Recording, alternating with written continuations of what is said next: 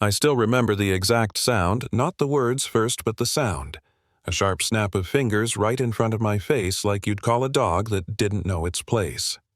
Then the voice followed calm and cruel at the same time. "You need to move. These seats aren't for people like you." That was how my anniversary trip started, and yeah, I know how that sounds dramatic, almost too on the nose, but I swear on everything I love that's exactly how it went down. Let me rewind a bit. My name doesn't matter much for this story, so let's just say I'm Marcus. I'm in my mid-40s, born and raised on the south side of Chicago, and for most of my life I learned real early how invisible you can feel when people decide who you are before you ever open your mouth.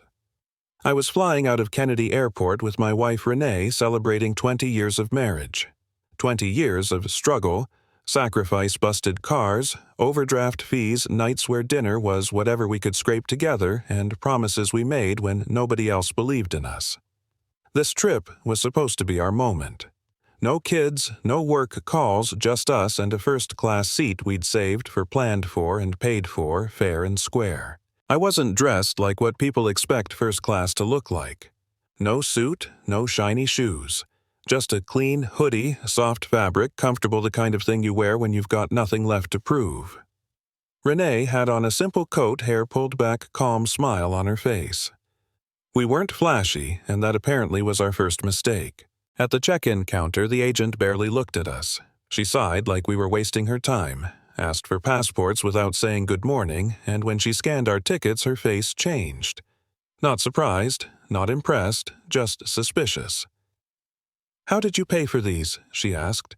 Not what card, not confirmation, just how. Renee squeezed my hand.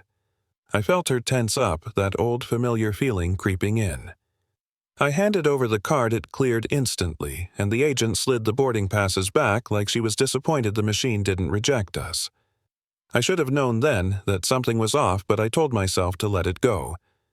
I didn't want negativity touching this trip. At the gate, things got loud. A man in a glossy suit came storming in like he owned oxygen.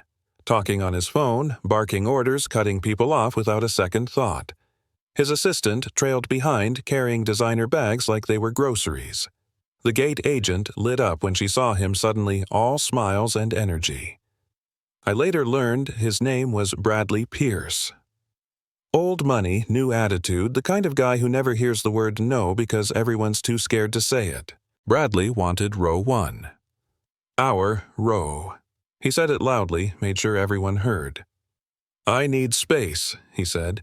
"I meditate on flights, and I need the seat next to me empty for my bags." When the agent told him the flight was full, he laughed, actually laughed, and asked her if she knew who his family was. Then she looked at us. Just one glance. Hoodie. Quiet. Black. Decision made. She walked over and told us there had been a system issue, an overbooking glitch. Said we'd have to move to economy. Offered us a voucher like it was a favor.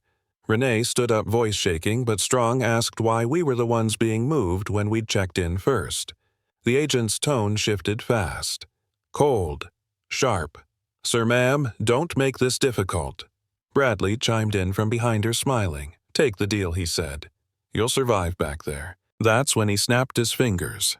Right in front of my face. And something in me went quiet. Not angry yet.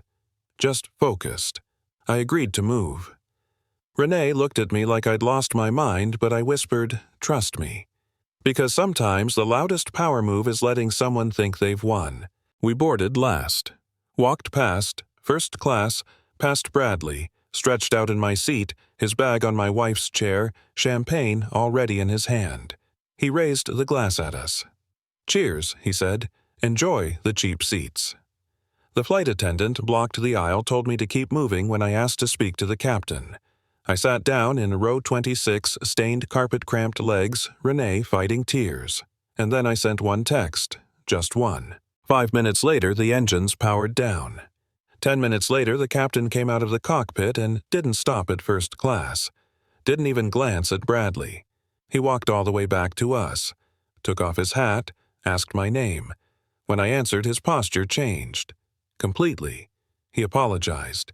Said there'd been a ground stop. Said the airline's ownership board had issued an immediate hold. Renee looked at me confused, scared, hopeful, all at once. The walk back to the front felt unreal. People clapped, some stood, some just stared. Bradley was already complaining, snapping at the crew, demanding answers. When the captain told him to vacate the seat, Bradley laughed, said he had status, said he'd sue. That's when I spoke calmly, evenly. That seat belongs to my wife. He looked at me like I was joking. You, he said. You've got to be kidding. I wasn't. I told the captain to remove him. Bradley lost it, shouting names, threatening people, calling his father. Security dragged him off while the cabin erupted. But I wasn't done. I canceled the flight, refunded everyone, grounded the airline pending review.